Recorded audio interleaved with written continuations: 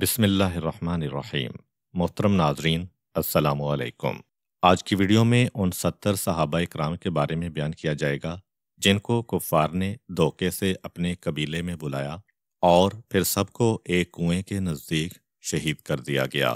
غزوہ احد اختتام کو پہنچا تو کفار مکہ نے یہ دیکھا کہ اس لڑائی میں ہم جیتتے جیتتے پھر ہار گئے اور اب ہم اکیلے مسلمانوں کا مقابلہ نہیں کر سکتے ہیں، سارے عرب کو ملانا پڑے گا۔ جنگ خندق کی تیاریاں شروع ہو گئیں، لیکن صرف مکے والوں کو تیاری کرتے کرتے 1 سال لگ جاتا ہے۔ جب سارے عربوں کو جمع کرنا ہے تو اس کے لیے کم سے کم 2 سال کی مہلت چاہیے تھی۔ یہی وجہ ہے کہ احد کی لڑائی کے 2 سال بعد خندق کی لڑائی ہوئی۔ چنانچہ کفار مکہ اپنی تیاری میں مصروف ہیں کہ اب اتنا بڑا لشکر لے کے آؤ کہ پھر مسلمانوں کے جیتنے کا کوئی سوال ہی پیدا نہ ہو۔ تیاری تو کر رہے ہیں، ساتھ میں یہ ڈر اور خوف بھی ہے کہ اگر مسلمانوں کو بھی یہ 2 سال سکون و آرام کے مل گئے، وہ بھی تیاری کریں گے اور پھر وہی بات ہو جائے گی کہ ہمیں شکست کھانا پڑے گی۔ تو ایسا کرو کہ ہم تو لگے رہیں گے انہی تیاریوں میں اور مسلمانوں کو دوسرے معاملات میں ایسا الجھا دو کہ پیغمبر اسلام کو آرام اور سکون کا 1 مہینہ بھی نہ ملنے پائے۔ چنانچہ اب وہ دوسرے قبیلوں کو استعمال کر رہے ہیں۔ خود کفار مکہ بظاہر خاموش ہیں اور اب ان 1.5-2 سال کے واقعات میں ان کا کوئی تذکرہ نہیں ہے، لیکن بہرحال وہ دوسروں کو اکسا رہے ہیں اور دوسروں کو مسلمانوں کے مقابلے میں بھیج رہے ہیں اور خود جنگ خندق کے لشکر عظیم کو جمع کرنے میں مصروف ہیں۔ اب جو کفار مکہ نے دوسروں کو اکسانا شروع کیا تو اتنا تو وہ بھی جانتے ہیں کہ جب مکہ کے کافر میدان میں مسلمانوں کا مقابلہ نہ کر سکے تو ہماری کیا طاقت و بساط۔ چنانچہ اب سازشیں، فریب، دھوکے اور جھوٹ بول کے مسلمانوں کو نقصان پہنچانے والی ٹیمیں شروع ہو گئیں۔ ان میں سے ایک واقعہ پچھلی ویڈیو میں آپ کے سامنے آیا، یعنی واقعہ رجی، جو محرم سن 4 ہجری میں پیش آیا اور سفر کے شروع میں جناب خبیب بن عدی رضی اللہ تعالی عنہ شہید ہوئے۔ اسی سفر کا درمیان آ گیا اور پھر ایک مرتبہ اتنا ہی بلکہ اس سے بھی بڑا دردناک واقعہ پیش آتا ہے، بئر معونہ کا واقعہ۔ یہاں پہ ایک بات بتا دی جائے کہ جب کبھی دین کے لیے کام کیا جاتا ہے تو قربانیاں تو دینا پڑتی ہیں، کبھی دوسروں سے دھوکہ بھی اٹھانا پڑ جاتا ہے، اور جس وقت بھی دین کا کام کرتے ہوئے کوئی آدمی دھوکہ کھا جائے، اگر وہ تنہا کام کر رہا ہے تو خیر کوئی بات نہیں، لیکن اگر وہ کسی جماعت کے ساتھ کام کر رہا ہے اور دھوکہ قائد نے کھایا ہے، نقصان عام لوگوں کو برداشت کرنا پڑے تو ایک تانا دینے کا موقع مل جاتا ہے کہ یہ کیسا لیڈر ہے جو اس طرح سے دھوکہ کھا گیا ہے، جس کی وجہ سے ہمیں اتنا نقصان ہوا ہے۔ یہ ہر دور اور ہر زمانے میں رہے گا، اور اس وقت بھی جب مدینے کے حالات بیان ہو رہے ہیں، مدینے میں شریر لوگوں کا ایک گروہ ہے جسے آج ہم اور آپ منافقین کہتے ہیں، لیکن اس وقت تک سورہ منافقون نازل نہیں ہوا تھا۔ ان کا کام ہی یہی تھا کہ وہ خود تو اسلام کے لیے کوئی قربانی نہ دیں، وہ گھروں میں بیٹھے رہیں، اور جو دین کے لیے قربانی دینے نکلے ہیں کبھی ان پر اعتراض کیا جائے، کبھی پیغمبر پر اعتراض کیا جائے۔ احد کی لڑائی کے بعد یہ 2 بڑے واقعات پیش آئے جن میں مسلمانوں کو دھوکہ دے کے شہید کیا گیا۔ خود احد کی لڑائی میں مسلمانوں نے کافی نقصان اٹھایا اور اس کے بعد یہ واقعات پیش آنے لگے۔ سورہ آل عمران کی 150 سے 160 نمبر کی آیات کے درمیان مدینے کا ماحول قرآن بتا رہا ہے۔ دیکھیے پیغمبر اسلام کے لیے بھی کتنا مشکل بنایا جا رہا ہے مدینے کے ماحول کو۔ اب منافقین پیغمبر کے سامنے دو بدو آ کے کوئی بات نہیں کہتے ہیں، لیکن عام مسلمانوں کو مسلسل پریشان کرتے رہتے ہیں کہ تم بھی کس کی باتوں میں آ گئے، تم نے بھی کس کو قائد بنایا ہے جس نے اتنا نقصان ہمیں پہنچا دیا، جس کی وجہ سے ہمیں اتنے لوگوں کی شہادت کو برداشت کرنا پڑا۔ قرآن کریم بتا رہا ہے کہ ہر مومن معاشرے میں ایسے شریر لوگوں کا ایک گروہ ہوگا جو خود بھی دین پہ عمل نہیں کریں گے اور دین پر عمل کرنے والوں کے راستے میں رکاوٹ بھی ڈالیں گے۔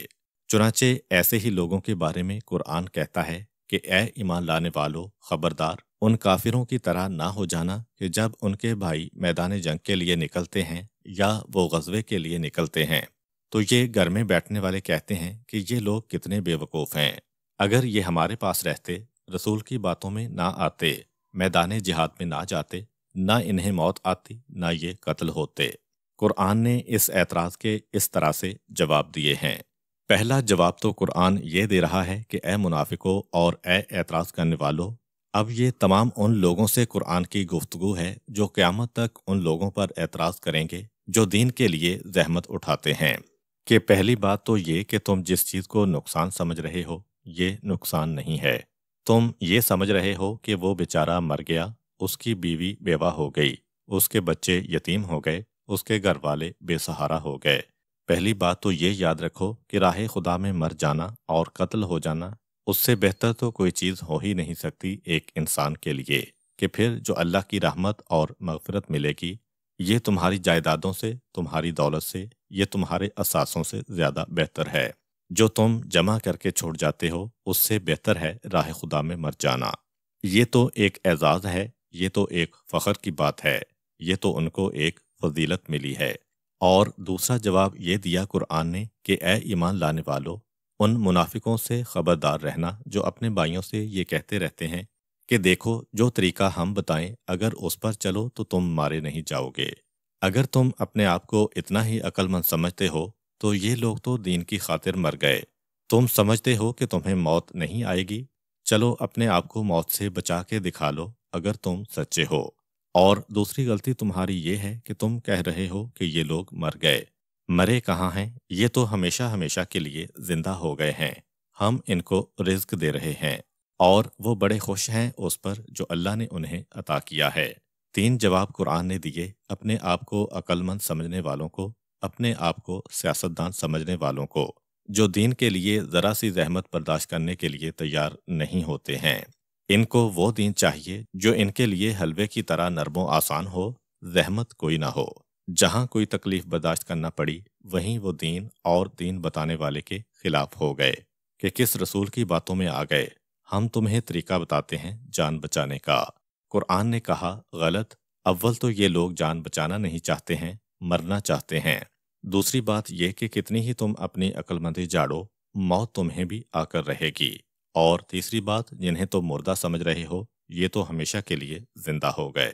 ایسے ہی 70 صاحبان ایمان کا واقعہ بیان ہونے جا رہا ہے جنہوں نے پیغمبر اسلام کے حکم پر خوشی کے ساتھ اپنی جان کو قربان کیا۔ سن 4 ہجری اور سفر کا مہینہ چل رہا ہے۔ عرب میں ایک علاقہ ہے نجد کا علاقہ، جس میں سعودی عرب کے دارالحکومت ریاض کا علاقہ آتا ہے، اور یہ نجد کا علاقہ مکہ اور مدینہ سے بہت دور ہے۔ مکہ اور مدینہ جس علاقے میں آتے ہیں اس کو حجاز کا علاقہ کہا جاتا ہے۔ نجد کا علاقہ وہ ہے جس میں کئی بڑے سخت قسم کے بدو قبائل رہتے تھے۔ یہاں پہ ایک بہت بڑا قبیلہ تھا، قبیلہ بنو عامر۔ اس کے سردار کا نام تھا ابو البراء، اور اس کا ایک بھتیجا تھا عامر ابن طفیل۔ یہ آپ کو معلوم ہے کہ عام طور پر نوجوان خون میں جوش زیادہ ہوتا ہے۔ عامر ابن طفیل اپنے قبیلے کا سردار نہیں ہے، سردار کا بھتیجا ہے۔ ایک مرتبہ پیغمبر اسلام کو اس نے بڑا عجیب پیغام بھجوایا، اے محمد، میں اسلام قبول کرنے کو تیار ہوں، مگر 2 شرطیں ہیں۔ پہلی شرط تو یہ ہے کہ اپنے بعد مجھے اپنا جانشین بنا لو، یہ اعلان کر دو کہ تمہارے بعد میں جانشین بنوں گا۔ پیغمبر اسلام نے کہا کہ یہ ہو ہی نہیں سکتا، یہ اختیار میرے ہاتھ میں ہی نہیں، یہ اللہ کے ہاتھ میں ہے کہ رسول کا جانشین کون بنے گا۔ کہا پھر دوسری شرط میری یہ ہے کہ جتنے بھی صحرائی علاقے ہیں ان سب کے سردار تم بنے رہو، اور جتنی بستیاں اور آبادیاں ہیں ان کا سردار مجھے بنا دو۔ اگر اپنے بات نہیں بنا سکتے تو اپنی زندگی میں شیئرنگ کر لو، حصے میں آدھا حصہ تمہارا آدھا حصہ ہمارا۔ پیغمبر نے کہا یہ بھی نہیں ہو سکتا۔ اس نے الٹا کر دیا بات کو، اچھا بستیاں تم رکھ لو، جتنے صحرا ہیں سب مجھے دے دو، تب میں اسلام قبول کروں گا اپنے پورے قبیلے کے ساتھ۔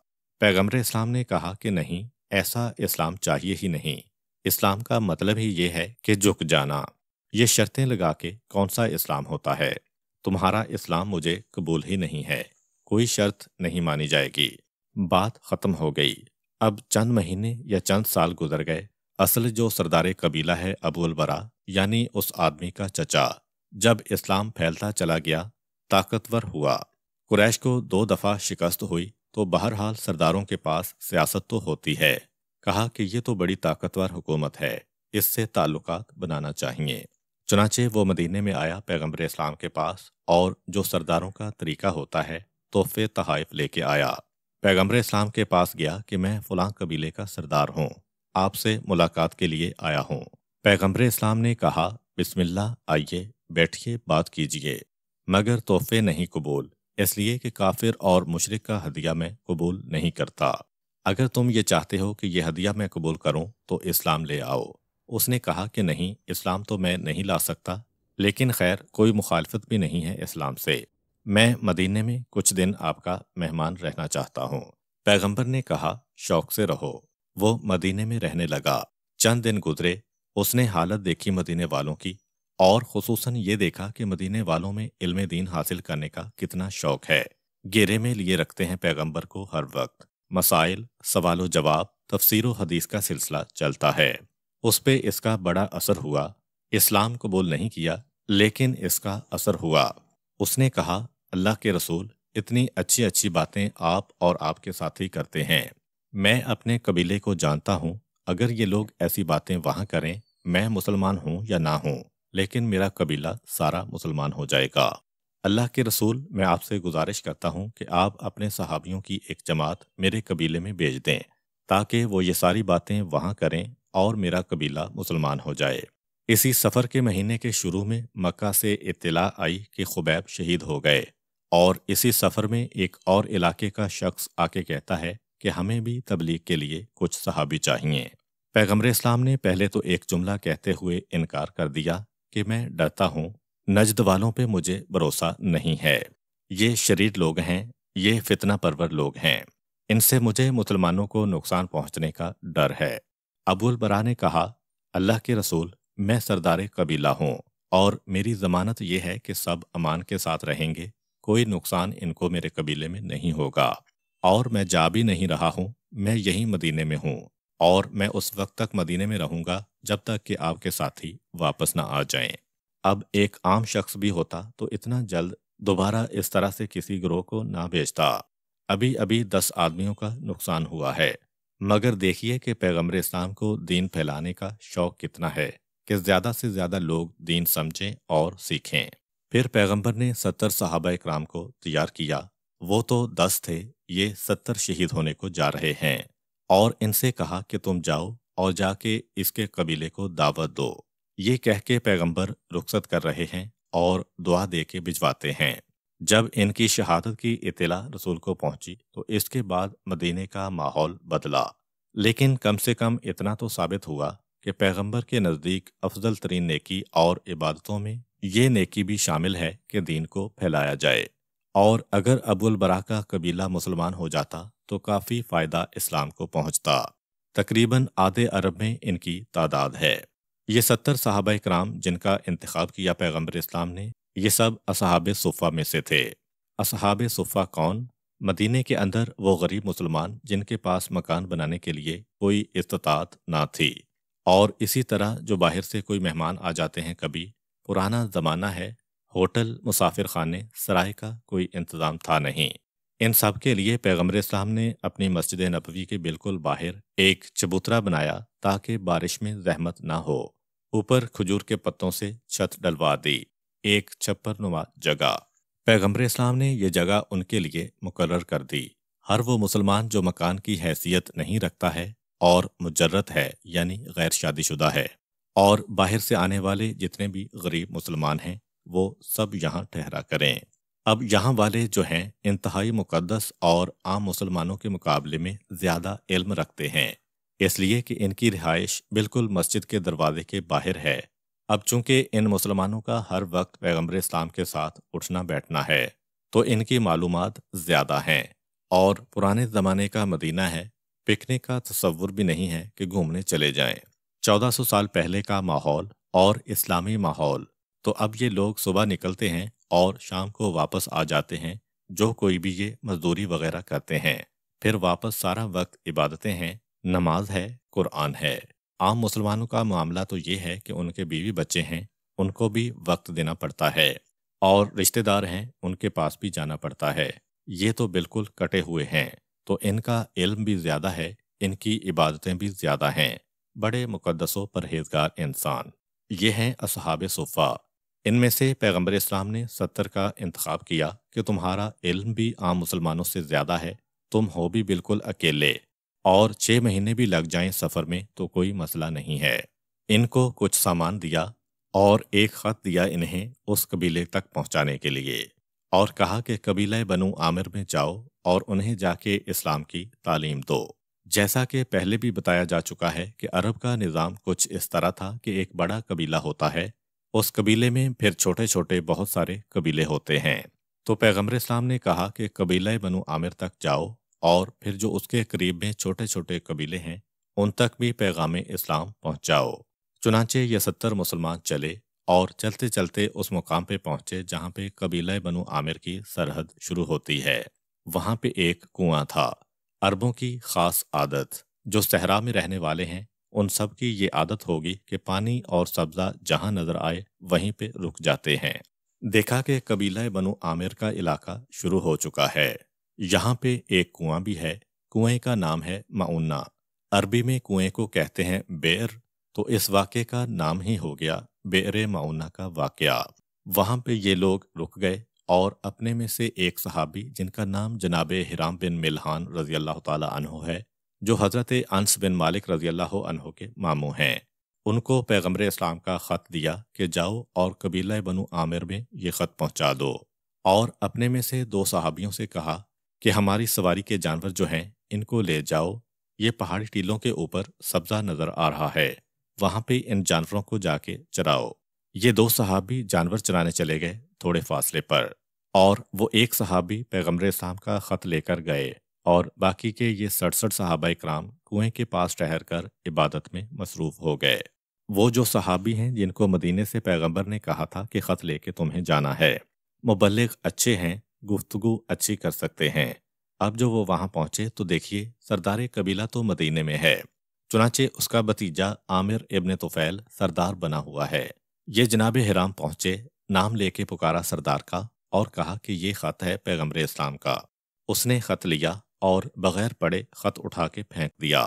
جیسے ہی خط پھینکا جناب حرام نے اپنی ذمہ داری سمجھی، کھڑے ہو کے اعلان کیا کہ اے قبیلہ بنی عامر، اشہد اللہ الہ الا اللہ، میں گواہی دیتا ہوں کہ نہیں کوئی معبود سوائے اللہ کے، اور اس اللہ کا رسول مدینے میں آیا ہوا ہے۔ جیسے ہی وہ جو کچھ پیغمبر نے خط میں لکھا تھا اس کا خلاصہ جناب حرام نے پیش کر کے اپنی ذمہ داری پوری کی، ویسے ہی وہ عامر ابن طفیل جو قائم مقام سردار ہے اپنے قبیلے کا، غصے میں آ گیا، نیزہ اٹھا کے پوری طاقت سے ان کے پہلو میں مارا، یہ زخمی ہو کے زمین پہ گرے اور اسی زخم سے شہید ہو گئے۔ عربوں میں اب تک قاصد یا ایلچی یا سفیر کے اوپر حملہ کرنے کا رواج نہ تھا۔ سردار قبیلہ کا یہ عمل پورے قبیلے کو برا لگا، اور پھر انہیں یہ اطلاع ملی کہ ہمارے اصلی سردار نے تو اس آدمی کو اور ان کی جماعت کو امان کی ضمانت دے رکھی تھی۔ چنانچہ یہ سارا قبیلہ اپنے اس قائم مقام سردار کے خلاف ہو گیا۔ عامر ابن طفیل نے کہا کہ میری بات مانو، یہ مسلمان آگے چل کے ہمارے علاقے پہ قبضہ کرنے والے ہیں، آج ہی انہیں قتل کر ڈالو۔ سردار قبیلہ کی بات قبیلے نے نہ مانی، کہا کہ ہم آپ کی بات نہیں مانیں گے۔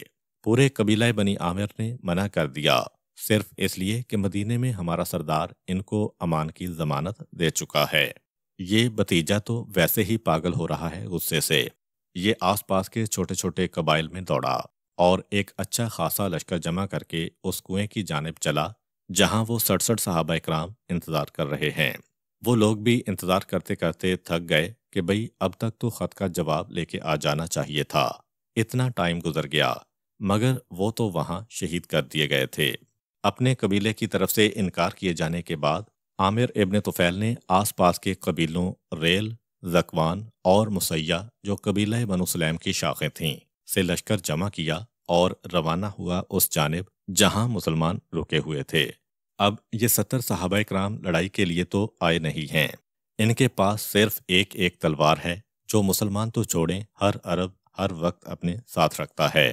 نہ نیزے ہیں، نہ تیر ہے، نہ ڈال ہے، نہ زرہ ہے، نہ ہی ان کے سواریوں کے جانور ہیں کیونکہ وہ تو گھاس چر رہے ہیں۔ ایک مرتبہ مقابلہ ہوا، ایک طرف نہتے اور سامنے پورا لشکر۔ آخری سانس تک ان مجاہدوں نے مقابلہ کیا، ہتھیار نہیں ڈالے، اپنی گردنیں آگے نہیں کی کہ آ کے ہمیں مار دو۔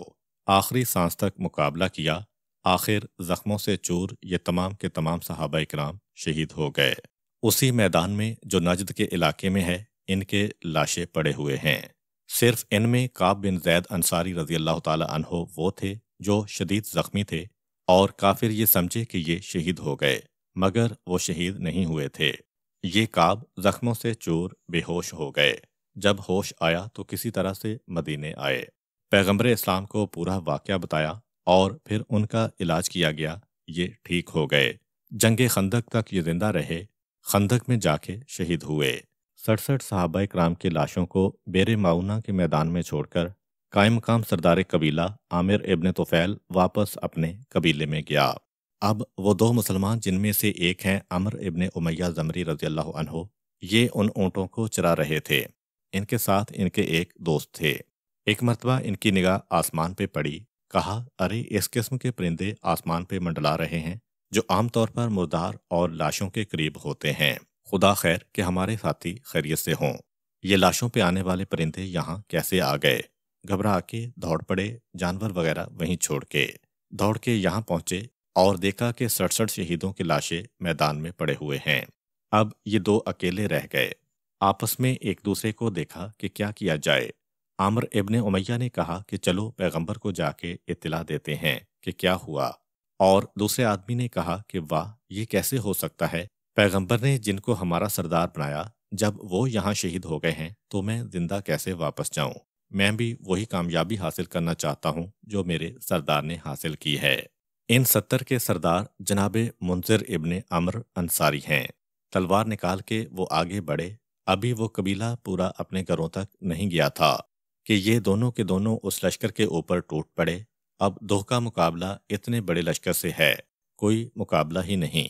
چنانچہ عمر کے ساتھی تو جلدی شہید کر دیے گئے اور گرتے گرتے انہوں نے سجدہ شکر ادا کیا، لیکن عمر ابن امیہ کو قیدی بنا لیا گیا، اور قیدی بنا کے وہی عامر ابن طفیل ملعون ساتھ لے گیا اور کہا کہ میں اسے قبیلے میں لے جا کے سب کے سامنے قتل کروں گا۔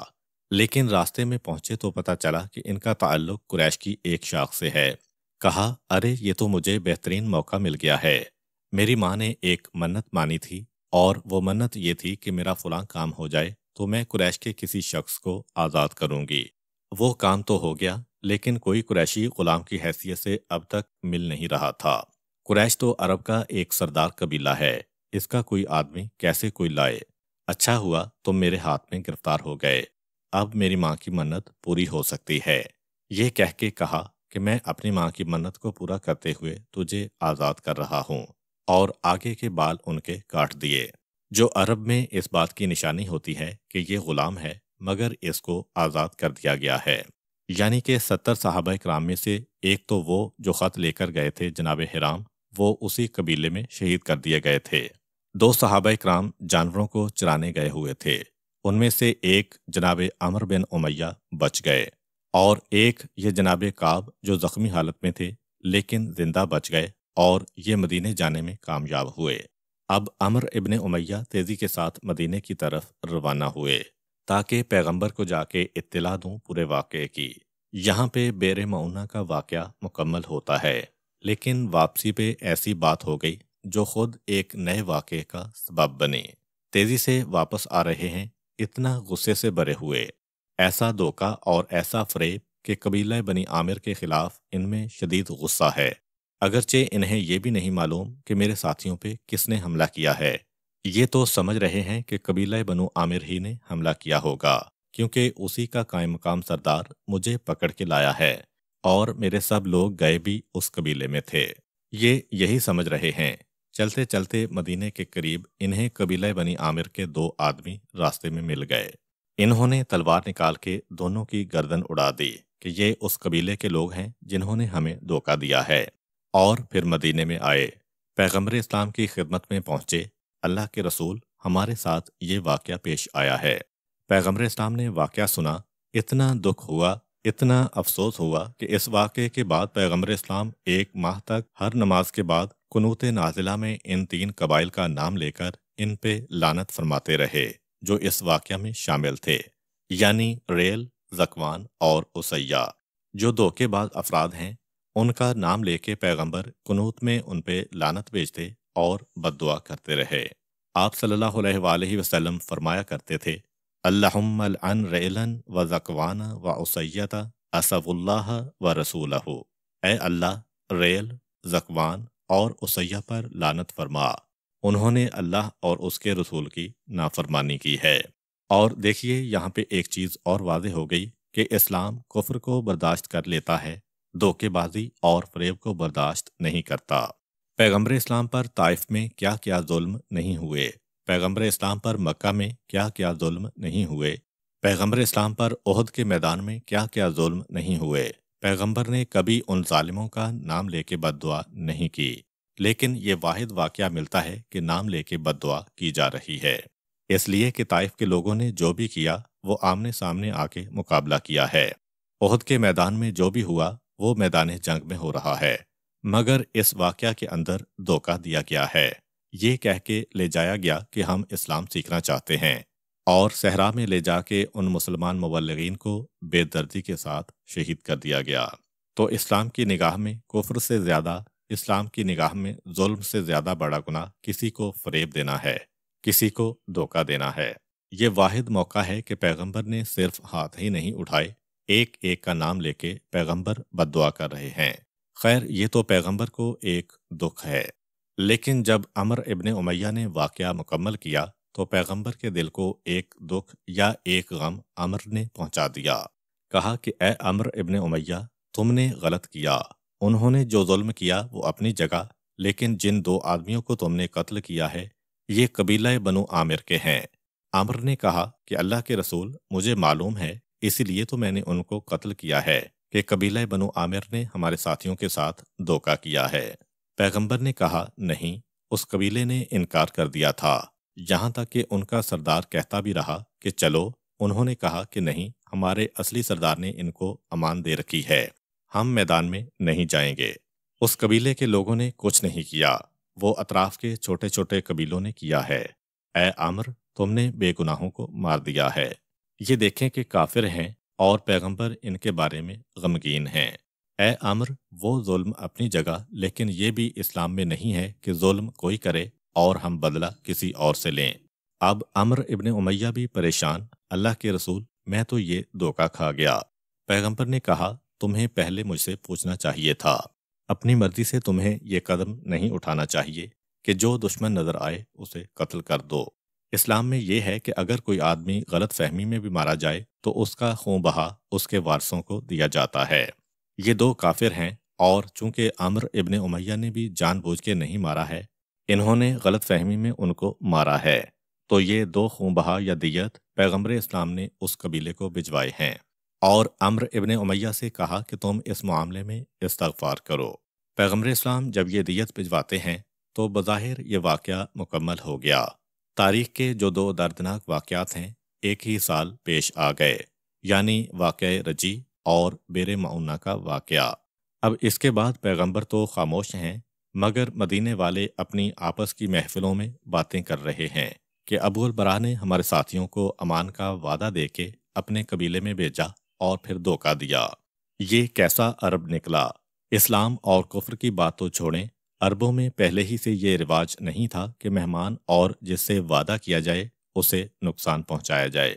اس نے دھوکہ دیا ہے، حتیٰ کہ بعض مسلمان شاعروں نے اس کی مذمت میں کچھ نظمیں بھی کہیں۔ وہ غم اور غصے کے عالم میں مدینے سے نکلا، وہ اصلی سردار ابو البراء جس کی وجہ سے یہ سارا واقعہ شروع ہوا ہے، اور اس غصے کے عالم میں گھوڑے کو دوڑا رہا ہے۔ ایک مرتبہ گھوڑا اس کے قابو سے باہر ہوا اور وہ صحرا میں گر کے مر گیا۔ اس کا بیٹا سردار بنا اپنے قبیلے کا۔ اسے جب پتا چلا کہ میرے باپ کی اتنی توہین ہوئی فقط اس لیے کہ عامر ابن طفیل نے دھوکہ دیا ہے، وہ نیزہ لے کے اس کی تلاش میں نکلا، اس نے نیزے سے حملہ کیا، مگر عجیب واقعہ پیش آیا کہ وہ سردار قبیلہ اس دھوکے باز پہ حملہ کرتا ہے، نیزہ اس کے پہلو میں لگا مگر اسے کوئی نقصان نہ پہنچا۔ اللہ نے اس کی جان بچائی، اس لیے کہ اللہ نے اپنے حبیب کا معجزہ دکھانا ہے دنیا کو، اپنے حبیب کے منہ سے نکلے ہوئے الفاظ کو پورا کرنا ہے، اس لیے کہ پیغمبر اسلام نے ایک مرتبہ اس کو بد دعا دی تھی جب وہ ایک مرتبہ پیغمبر پہ حملہ کرنے آیا تھا کہ تیری جان بیماری کی وجہ سے جائے گی۔ پیغمبر اسلام کی بد دعا تھی کہ نیزے سے حملہ بھی ہوا، نیزہ پہلو میں لگا بھی، مگر کوئی نقصان نہ پہنچا۔ اب یہ عامر ابن طفیل بھاگ کے صحرا میں گیا، ایک چھوٹے سے قبیلے کے پاس مہمان بنا۔ اس کی چھوٹی انگلی میں غدود نکلا اور اسی غدود نے طاعون کی بیماری کی شکل اختیار کی، اور وہ اسی صحرا میں تڑپ تڑپ کے اس طرح مرا کہ جن کا مہمان تھا انہوں نے بھی یہ کہا کہ یہ طاعون ہے۔ طاعون بہت تیزی سے پھیلنے والی بیماری ہے، اس لیے اسے اٹھا کے جلتی ریت پہ پھینکا اور وہاں پہ یہ تڑپ تڑپ کے مرا۔ پروردگار عالم نے یہ بتایا کہ اس قسم کے فریب دینے والوں اور دھوکہ دینے والوں کا انجام کتنا برا ہے۔ یہ واقعہ بھی یہاں مکمل ہوا، اس کے سارے کرداروں کا انجام آپ کے سامنے آیا۔ یہ دھوکے والے واقعات مکمل ہوئے۔ اب قریش مکہ مدینے پہ بڑا حملہ کرنا چاہتے ہیں، مگر وہ یہ بھی چاہتے ہیں کہ اس دوران مسلمانوں کو سکون نہ ملے، ہم تیاری کرتے رہیں، یہ الجھے رہیں۔ چنانچہ انہوں نے پہلے تو یہ دھوکے بازی کے واقعات شروع کروائے، اور جب 2 واقعات پیش آ گئے تو قریش مکہ کو بھی پتہ چلا کہ اب یہ کام نہیں چلے گا، کیونکہ مسلمان اب ہوشیار ہو گئے ہیں۔ چنانچہ انہوں نے اب یہ سوچا کہ جتنے عرصے میں ہم تیاری کریں، اس دوران جو مدینے میں یہودی رہتے ہیں یہ مسلمانوں کو کسی طرح الجھا لیں، ان میں جنگ شروع ہو جائے۔ چنانچہ اب غزوہ بنو نذیر ہمارے سامنے آیا۔ اس کا فوری سبب تو یہ تھا کہ جب پیغمبر مدینے میں تشریف لائے تھے تو سارے یہودیوں سے ایک معاہدہ کیا تھا، اور اس میں ایک شک یہ بھی تھی کہ اگر کبھی مسلمانوں پہ کوئی حملہ کرے گا تو یہودی مسلمانوں کا ساتھ دیں گے، اور یہودیوں پہ کوئی حملہ کرے گا تو مسلمان یہودیوں کا ساتھ دیں گے، اور اگر کبھی مسلمانوں کو کسی دوسرے قبیلے کو خون بہا یا دیت دینا پڑ گیا تو یہودی بھی اپنا حصہ اس میں ڈالیں گے۔ اب جب پیغمبر اسلام کو یہ 2 کافر جو مارے گئے عمرو ابن امیہ کے ہاتھوں ان کی دیت دینا پڑی، تو جو معاہدہ تھا اس کے تحت یہودیوں کو بھی حصہ ڈالنا تھا۔ چنانچہ پیغمبر یہودی قبیلے کے پاس حصہ لینے جا رہے ہیں، اور یہیں پہ اختلاف شروع ہوا، اتنا کہ وہ یہودی قبیلہ پیغمبر اسلام کے خلاف لشکر تیار کر رہا ہے، اور پھر اب یہ واقعہ ہوا کہ پیغمبر اسلام اس قبیلے میں جاتے ہیں اور کہتے ہیں کہ ہمارے ایک آدمی نے فلاں 2 آدمیوں کو قتل کر دیا ہے، ہمیں 2 خون بہا دینا پڑیں گے، تم بھی اپنا حصہ ڈالو۔ اب یہ حصہ ڈالنے کی بات آئی، یہ بھی ایک مشکل بات ہے۔ اب آمنے سامنے تو پیغمبر سے کچھ نہیں کہہ سکتے ہیں، چنانچہ ایک سازش تیار کی۔ بنو نذیر اپنے گھروں میں آرام سے بیٹھے ہیں۔ پیغمبر نے عمرو ابن امیہ ظاہری کے واقعے کے بعد 8-10 صحابیوں کو اپنے ساتھ لیا، کہا چلو قبیلہ بنو نذیر کے پاس اور ان سے جا کے جو خون بہا میں ان کا حصہ بنتا ہے وہ لے کے آنا ہے۔ چلے مسلمان۔ مسجد نبوی سے 2 میل کے فاصلے پر بنو نذیر کا قبیلہ تھا۔ یہ قبیلہ مسجد قباء سے لے کر مدینے تک کے علاقے میں رہتا تھا۔ مدینے میں ایک جگہ ہے باغ اواری، یہ اصل میں قبیلہ بنو نذیر کا محلہ ہے، وہاں سے لے کے مسجد قباء تک۔ پیغمبر اسلام وہاں تک پہنچے۔ جس وقت پہنچے پیغمبر تو سرداران قبیلہ کو اطلاع ملی۔ پرانے زمانے کے دستور کے مطابق ہر قبیلے کے چاروں طرف ایک 4 دیواری بنائی جاتی تھی، وہ پوری ایک دیوار بنی تھی، تبھی اس محلے کا نام باب اواری ہے، اواری والا دروازہ، یعنی اس دیوار کا جو دروازہ اس طرف کھلتا تھا وہ اواری والا دروازہ کہلاتا تھا۔ پیغمبر وہاں تک گئے، بنو نذیر کے سرداروں کو اطلاع ملی کہ رسول آ رہے ہیں، دوڑ کے باہر آئے، اس لیے کہ مدینے میں حکومت رسول کی ہے، یہ پیغمبر کی حکومت میں رہتے ہیں۔ بڑے بڑے ان کے سردار، ایک کا نام سلام ہے، ایک کا نام عبداللہ ہے، ایک کا نام حی ہے، وہی حی کہ جن کی بیٹی صفیہ سے بعد میں پیغمبر اسلام نے شادی کی تھی۔ یہ سارے سردار پیغمبر اسلام کے استقبال کے لیے آئے۔ اللہ کے رسول، آپ نے کیسے زحمت کی؟ پیغمبر نے کہا کہ یہ دیت کا مسئلہ ہے۔ کہا کہ یہ تو ذرا لمبی چوڑی بات ہے، حساب کتاب کرنا ہے، آئیے آپ ہمارے قلعے میں چل کے بیٹھیے، آرام سے بات ہو جائے گی۔ پیغمبر اسلام نے کہا کہ نہیں، اس وقت تمہارے علاقے میں جانا مناسب نہیں ہے۔ صرف اتنا کہا، وجہ نہیں بتائی کہ کیوں مناسب نہیں ہے۔ ایسا کرو کہ ہم باہر کہیں بیٹھ جاتے ہیں۔ تو سرداروں نے کہا کہ چاروں طرف دھوپ ہی دھوپ ہے، ایسا کریں کہ جو 4 دیواری ہے ہماری، اس کے سائے میں بیٹھ جائیں۔ ٹھیک ہے۔ پیغمبر آرام سے بیٹھ گئے۔ ادھر سرداران یہود نے ان کو بٹھایا اور کہا کہ بس ہم ابھی آتے ہیں، اپنے قبیلے والوں کو بتا دیں، وہ ڈر رہے ہیں کہ پتہ نہیں آپ کیوں آئے ہیں۔ اور وہ 4 دیواری کے اندر آ گئے آپس میں مشورہ کرنے لگے کہ بہترین موقع ہے، نہ کوئی لشکر ہے نہ کوئی اسلحہ ہے، اور یہ ہمارے قلعے کی چار دیواری کے قریب بیٹھا ہے۔ اچھا، یہ جو چاروں طرف دیوار بنائی جاتی ہے شہر کے یا قبیلے کے، ایسی تو نہیں ہے جیسی ہمارے ہاں آج کل ہوتی ہے۔ وہ تو اچھی خاصی موٹی دیوار ہوتی ہے کہ اس پہ ایک گھوڑا بھی دوڑ سکتا ہے۔ خاصی موٹی دیوار ہے، دشمن کا مقابلہ کرنے کے لیے یہ دیوار ہے۔ تو کہا کہ ایسا کرو کہ ہم میں سے ایک آدمی چپکے سے دیوار پر چڑھ جائے اور وہاں سے جہاں یہ رسول بیٹھا ہے پتھر اس طرح سے گرائے کہ پیغمبر کے سر پہ گرے، ہمیں بھی یہ کہنے کا موقع مل جائے کہ یہ تو ایک حادثہ ہوا ہے اور ہماری اس خطرے سے ہمیشہ ہمیشہ کے لیے جان چھوٹ جائے۔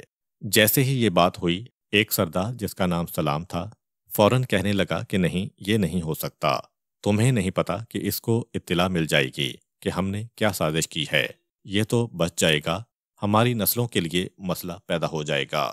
باقی سردار جوش میں تھے، کہا کہ نہیں، اتنا بہترین موقع ہمیں کہاں ملے گا کہ ہمارا اتنا بڑا دشمن بغیر کسی محافظ کے ہمارے قریب آ گیا ہے اور آ کے اس جگہ پہ بیٹھ گیا ہے کہ جہاں سے اس کو حادثے کا رخ دیا جا سکتا ہے۔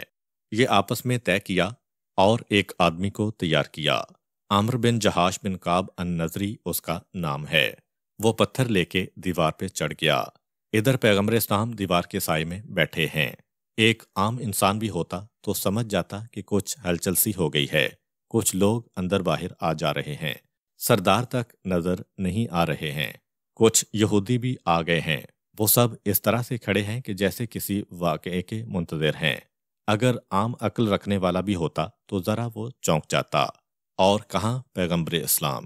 پیغمبر اسلام کو بھی شک ہو گیا اور ساتھ ہی وہی بھی آ گئی۔ فوراً جبرائیل علیہ السلام کو حکم ملا، جبرائیل آئے، پیغمبر اسلام کو پیغام دیا کہ یہ سازش بنائی گئی ہے، آپ کچھ کہے بغیر یہاں سے چلے جائیں۔ اب اگر پیغمبر اس وقت یہ کہتے کہ تمہاری سازش کھل گئی ہے تو پھر تب بھی خطرہ ہے۔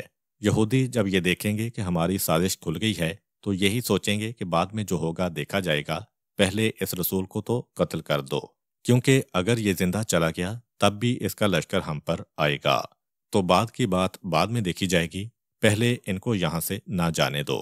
تو پیغمبر یہ نہیں کہہ سکتے ہیں کہ مجھ کو تمہارا فریب معلوم ہو گیا ہے۔ اب پیغمبر وہاں سے اٹھے، سرداران یہود مشورہ کر رہے ہیں، پیغمبر اس طرح سے اپنی جگہ سے کھڑے ہوئے جیسے کسی کو کوئی حاجت ضروری پیش آئے تو وہ جاتا ہے، 2-4 منٹ کے بعد واپس آتا ہے، حتیٰ کہ اپنے صحابیوں سے بھی کچھ نہیں کہا۔ اب جو پیغمبر چلے تو جو سردار ہیں یہودیوں کے وہ تو اندر ہیں، چار دیواری کے اندر سازش کر رہے ہیں۔ یہاں تو عام یہودی کھڑے ہیں اور انہوں نے یہ دیکھا کہ یہ رسول کہیں دور نہیں جا رہے ہوں گے، ورنہ کم سے کم اپنے ساتھیوں کو تو کچھ بتا کے جاتے۔ خود اصحاب رسول بھی یہ سمجھ رہے ہیں کہ پیغمبر کو کوئی ضروری حاجت پیش آ گئی، ابھی یہاں آئیں گے۔ وہ بھی اسی طرح بیٹھے ہیں جیسے کوئی آدمی آنے والے کا انتظار کرتا ہے۔ کافی دیر گزر گئی، یہودی سردار بھی باہر آ گئے۔ اصحاب رسول سے پوچھا، رسول کہاں ہیں؟ انہوں نے کہا کہ وہ ابھی گئے ہیں، آتے ہی ہوں گے۔ اب سب یہاں بیٹھے ہیں، 1-2 گھنٹے گزر گئے، پیغمبر اسلام واپس نہیں آئے۔ اب ایک مرتبہ تشویش پیدا ہوئی یہودی سرداروں کے دل میں، دوسری تشویش کہ ایسا تو نہیں کہ یہ راز کھل گیا ہے تو خطرہ ہمارے سر پہ ہے۔ اصحاب رسول کے دل میں یہ تشویش کہ ہمیں چھوڑ کے پیغمبر کہاں گئے، بے چین ہو کے کھڑے ہوئے کہ مدینہ چلتے ہیں۔ ابھی تھوڑا ہی آگے بڑھے تھے تو مدینے سے آتا ہوا کوئی مسافر نظر آیا، آواز دے کے اسے روکا کہ بھئی کہاں جا رہے ہو؟ کہا کہ فلاں قبیلے میں جا رہا ہوں۔ مدینے سے آ رہے ہو؟ کہا کہ ہاں، مدینے سے آ رہا ہوں۔ پیغمبر اسلام کی کوئی خبر ہے؟ خبر کیوں؟ مسجد نبوی میں تشریف فرما تھے۔ یہ جو سنا انہوں نے تو ایک مرتبہ چکرا گئے کہ یہ سب ہوا کیا، ہمیں بھی نہیں بتایا گیا۔ چنانچہ یہ گروہ تو پھر مدینے میں چلا گیا، پیغمبر کے پاس پہنچے، اللہ کے رسول یہ کیا ہو گیا؟ پیغمبر نے کہا کہ جبرائیل نے آ کے مجھے یہ اطلاع دی تھی، اگر میں تم سے کوئی بات کرتا اور تمہیں بتاتا یا تم بھی میرے ساتھ اٹھ جاتے تو پھر اس وقت وہیں پہ مقابلہ شروع ہو جاتا، یا اگر میں تمہیں بتاتا تم بیٹھے بھی رہتے تب بھی تمہارا وہ انداز نہ ہوتا، اس لیے میں بغیر تمہیں بتائے مسجد کے اندر چلا آیا۔ پیغمبر اسلام نے درس دیا کہ بہرحال اسلام میں بعض اوقات مصلحتوں کا خیال بھی کرنا پڑتا ہے، موقع اور محل کے مطابق، جو وقت اور حالات کا تقاضا ہو اسی اعتبار سے پیغمبر کا عمل بھی ہوتا ہے۔ وہ کائنات کے حاکم ہیں، लेकिन हर जगह मोजदे नहीं दिखाते हैं। ये मोजदा दिखाने का मौका था। इशारा करते पैगंबर वो पत्थर खुद उस आदमी के सर पे पड़ जाता, लेकिन नहीं, मोजदा नहीं दिखाया। उसी तरह से अमल किया जिस तरह एक आम आदमी को इत्तिला मिल जाए तो वो अमल करेगा। पैगंबर तो अपने साथियों को मुतमईन कर चुके हैं। उधर यहूदी सरदार सर जोड़ के बैठे हैं और कहते हैं कि रसूल का इस तरह से निकल जाना ये बता रहा है कि पैगंबर को ये इत्तिला मिल चुकी है। तो अब हमको क्या करना है? अच्छा, ये जो लड़ाई है बनु नुज़ैर की, ये बहुत ही अहम लड़ाई है। इस लड़ाई के बाद मुसलमानों की माली हालत बहुत बेहतर हुई। वो किस तरह से, ये सुन लीजिए। यहूदी सरदार आपस में बैठे हैं। वही सरदार जिसका नाम सलाम है, जिसने पहले ही कहा था कि देखो, पैगंबर इस्लाम को धोखे के जरिए से शहीद ना करना। वो कहता है कि मैं पहले से तुम्हें बताता हूँ कि क्या होने वाला है। थोड़ी देर के बाद पैगंबर का कोई नुमाइंदा आएगा और हमसे ये कहेगा कि या तुम मदीने से निकल जाओ या जंग के लिए तैयार हो जाओ। हमारे सामने दो रास्ते रखेंगे। मुझे मालूम है पैगंबरों का तरीक़ाकार जो तौरात और उसके बाद की किताबों में है। या आपको मदीने से निकालेंगे, ये बहुत ही मामूली सज़ा है, या फिर तुमसे जंग करेंगे। तो देखो, 3 रास्ते हैं हमारे पास और पहला रास्ता सबसे बेहतर है। या तो हम सब इस्लाम कबूल कर लें, मुसलमान हो जाएं, तो सारा मसला ही ख़त्म हो जाएगा, हमारी सारी गलतियां मुआफ़। और या फिर मदीना छोड़ने की तैयारी करें और या फिर जंग के लिए तैयार हो जाएं। बाकी सरदारों ने उसका मजाक उड़ाया। इतनी सी बात पे क्या जंग की जाएगी, ये हो ही नहीं सकता, और उसे अपनी मीटिंग में से बाहर निकाल दिया। लेकिन जो उसने कहा था वही हुआ, और बड़े अजीब तरीके से। लेकिन इसकी तफसील इंशाअल्लाह अगली वीडियो में बयान की जाएगी। उम्मीद करता हूँ कि आपको आज की वीडियो अच्छी लगी होगी। अगर आपको हमारी वीडियो अच्छी लगी है तो वीडियो को लाइक करें और अपने दोस्तों के साथ शेयर करें। मिलते हैं नेक्स्ट वीडियो में, तब तक के लिए इजाज़त दीजिए। अल्लाह हाफिज़।